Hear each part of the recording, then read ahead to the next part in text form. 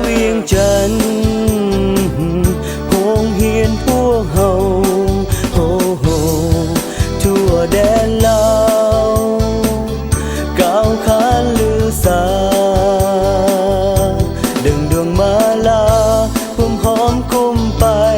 ทุกแห่งหนชั่วปวงชนมีความสนใจอยากฝากลูกหลานทั้งหญิงและชายมาห้ำเฮียนอยู่มส.เวียงจันทน์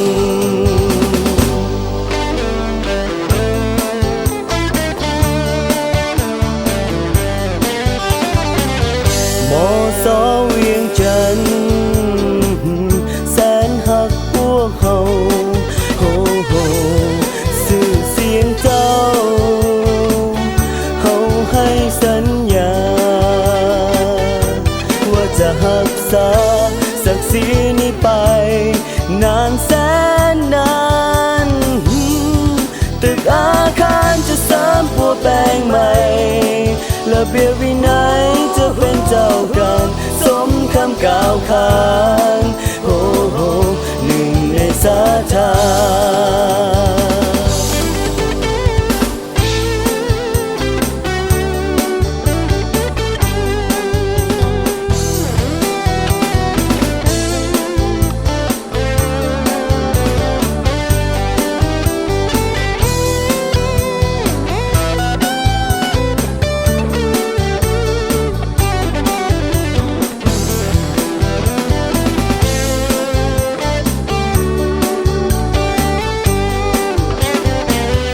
มส.เวียงจันทน์แสนหักพวกเฮา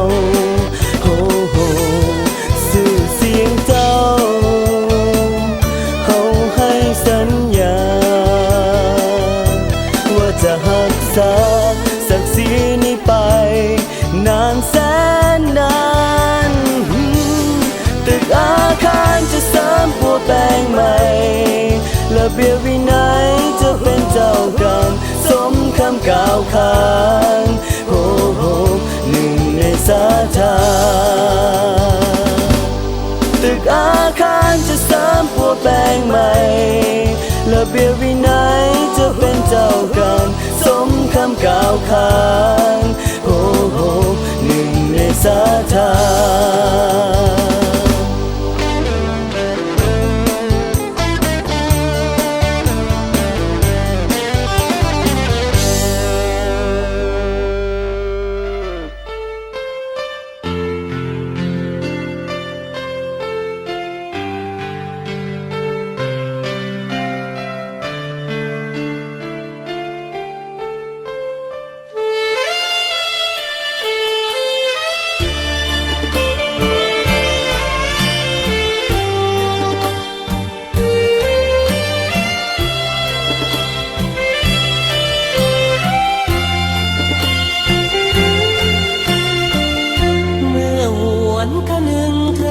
ชีวิตคู่จะหาใส่มาเทียมคู่เหมือนคู่นี้หาบเต็มทนคนคืนอดสาสอกหาวิสามาใส่ตนเพื่อความหวังให้เป็นผลสอนสิตนให้สมดังใจ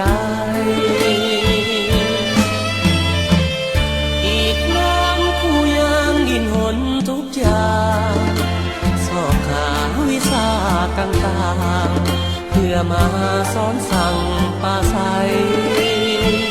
เมื่อยามสิโยงอกเอ่ยของผู้ต้องสู้ทนไปบอกเคยคิดจะท้อใจหรือเบื่อหน่ายในชีวิตอยู่หากแม้น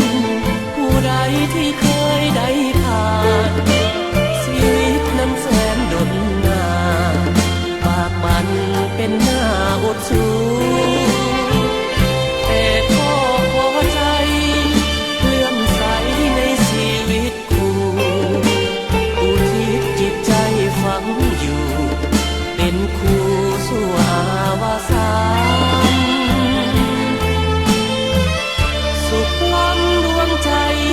มาหนเดียว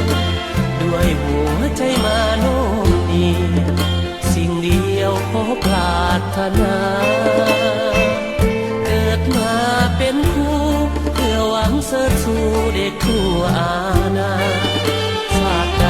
ขอปรารถนาขอเกิดมาในชีวิตคู่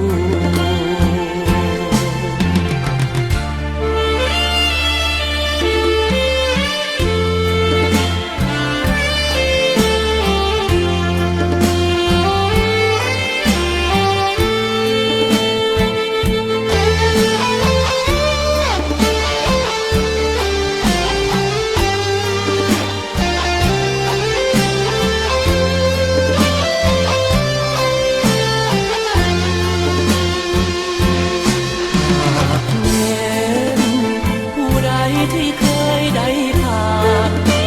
ชีวิตนั้นแสนดนนานปากมันเป็นหน้าอดสูแต่ก็พอใจเลื่อมใสในชีวิตคู่อุทิศจิตใจฝังอยู่เป็นคู่ชั่วอาวาสานสุขล้ำดวงใจเกิดมาหนเดียวด้วยหัวใจมาโน้มเนียวสิ่งเดียวขอปรารถนา